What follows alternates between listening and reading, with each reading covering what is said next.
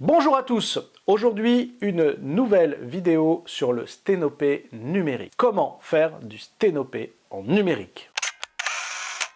Pour faire cela, il vous faut un appareil photo où on puisse changer les objectifs afin de rajouter le sténopé. Tout d'abord, qu'est-ce que le sténopé?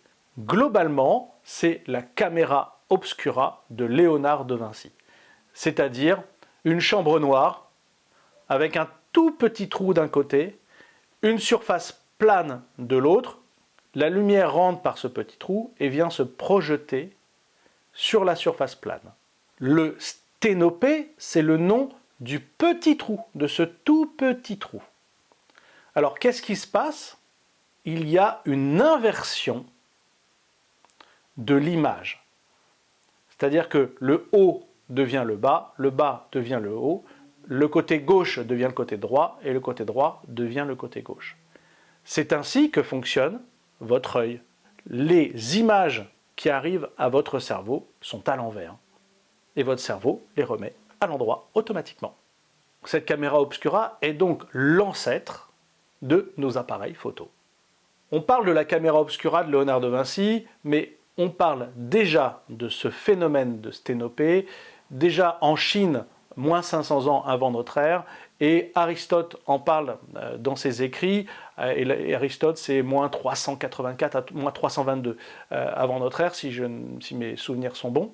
Voilà, donc ce n'est pas récent, ce n'est pas une invention de Léonard de Vinci, mais il a, on va dire, redessiné, amélioré le procédé. Votre caméra obscura, ça peut être une pièce entière, une pièce noire où on fait un petit trou dans la porte et comme ça, on pouvait dessiner en fait des paysages sur des grandes toiles. On peut également faire un portrait, on peut également faire ce qu'on veut. Et il y a quelques années, malheureusement, cette association n'existe plus ou en tout cas n'exerce plus. Il y avait une caravane, ça s'appelait la Fée Morgane, qui se baladait en France. On pouvait rentrer dans cette caravane et il y avait donc un noir total, on s'asseyait sur le bord et dans la porte il y avait un petit sténopé et on voyait réellement tout le paysage. Ça pour les enfants c'était magnifique. Par la suite, l'histoire de la photographie a commencé comme ça, on a mis des lentilles à la place du sténopé, on a pu ainsi obtenir des angles de champ différents, on a également rajouté un diaphragme qui en fait augmente ou réduit la taille du sténopé, etc. Et de fil en aiguille, on est arrivé en fait à l'objectif photographique. Donc là, ce que je vous propose, c'est d'utiliser votre appareil photo numérique, de retirer l'objectif, de mettre un sténopé. Je vais vous montrer comment j'ai construit mon propre sténopé. Vous pouvez aussi en acheter sur Internet. Il existe des sociétés qui vendent des sténopés. Dans les pays anglo-saxons, on appelle ça pinhole. Donc bien souvent, on retrouve soit ce terme, soit le terme de sténopé pour la vente de ces accessoires que vous allez pouvoir mettre sur votre appareil photo. Alors moi, personnellement, j'ai pris un bouchon vissant de boîtier, donc j'ai un boîtier Nikon. Je vais vous mettre tout ça en photo. J'ai percé un trou avec une très grosse cheville en fait, à la perceuse. Après, j'ai bien poncé ce trou. J'ai après rajouté une plaque d'aluminium. Alors, j'avais pris de l'aluminium en ruban adhésif. Donc, j'ai mis cette plaque d'aluminium en ruban adhésif. Tout le tour, j'ai mis du gaffeur noir pour ne pas avoir de fuite, trop de fuite de lumière.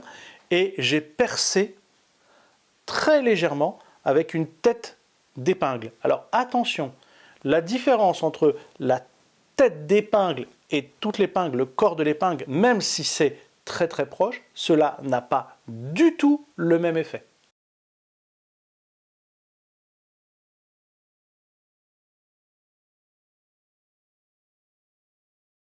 Plus le trou, le sténopé, va être petit, plus la profondeur de champ va être grande.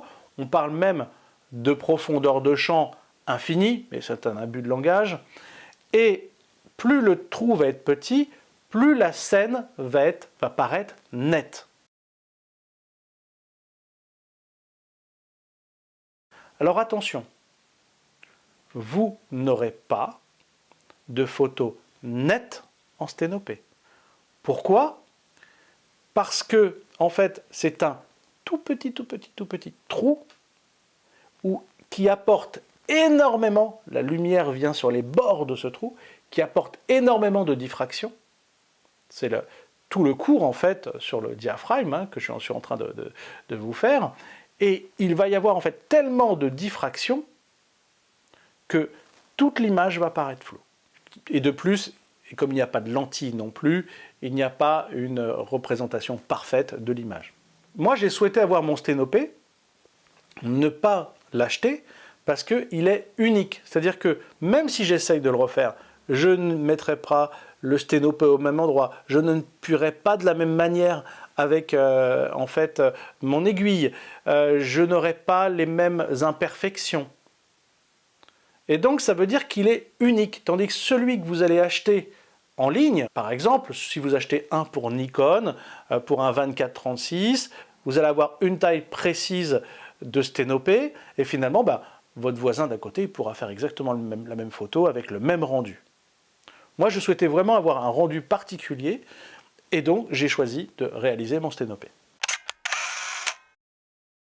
Le sténopé a quelques inconvénients. 1. Les temps de pause. Comme vous le savez, quand un diaphragme est extrêmement fermé, le temps de pause va être extrêmement long. Alors en numérique, on peut tricher sur la sensibilité, c'est vrai. Mais si vous faites ça en argentique, vous n'allez pas pouvoir changer la sensibilité, monter pas très haut en sensibilité, et surtout vous allez avoir un effet de réciprocité, vous allez devoir poser plus longtemps. Et cela, je vous l'expliquerai quand je ferai ma vidéo sur le sténopé argentique. Tandis qu'en numérique, on est débarrassé, entre guillemets, de tout cela.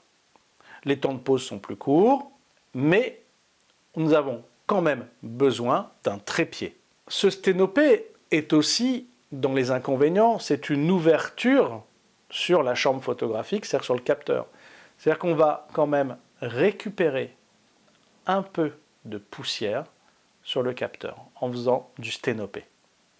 Les pauses sont longues, il y a un trou, même s'il est infiniment petit, il y a de la poussière qui rentre. Il y a des mouvements d'air. De plus, le fait de visser, dévisser, etc., on obtient en fait de la poussière. On va aussi également, comme on est sur un diaphragme très fermé, une très grande profondeur de champ, on va voir toutes les poussières et taches sur le capteur. Ça veut dire que ce sont des heures après, en post-production, si on veut les retirer. Alors, autre inconvénient qui est moindre en numérique, c'est la visée. C'est-à-dire qu'en numérique, on fait sa photo, on regarde, on se dit, non, je recadre ou je fais une autre visée. En argentique, ce n'est pas le cas. On ne voit pas vraiment ce que l'on vise. Alors après, on peut s'amuser à un tas de choses. On peut mettre des bagues à longe, on peut en fait effectivement changer l'angle de champ. Voilà. Plus vous allez le rapprocher, plus vous allez avoir un angle de champ large. Plus vous allez éloigner ce sténopé, plus l'angle de champ va se réduire. C'est exactement les mêmes principes que l'objectif. Vous allez pouvoir également faire du sténopé en studio avec plusieurs coups de flash. Voilà, je vous montre quelques exemples.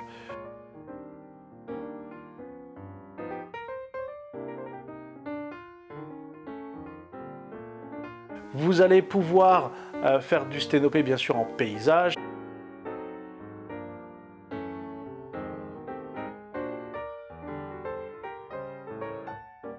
Vous allez pouvoir faire du portrait au sténopé. Je me rappelle, j'avais fait une exposition sur des portraits au sténopé que j'avais nommé « Moi est un autre jeu » en référence à Rimbaud.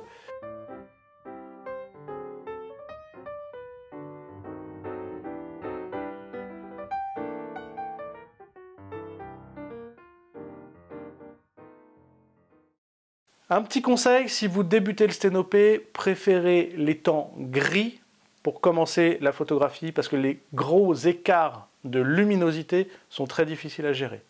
J'espère que cette vidéo va vous donner envie d'essayer le sténopé si vous ne l'avez pas encore fait. Si vous pensez le faire, si vous l'avez déjà fait, n'hésitez pas à marquer dans les commentaires et à publier ce que vous avez fait. Ce serait super pour tout le monde.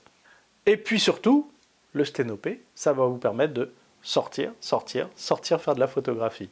Allez, à très vite.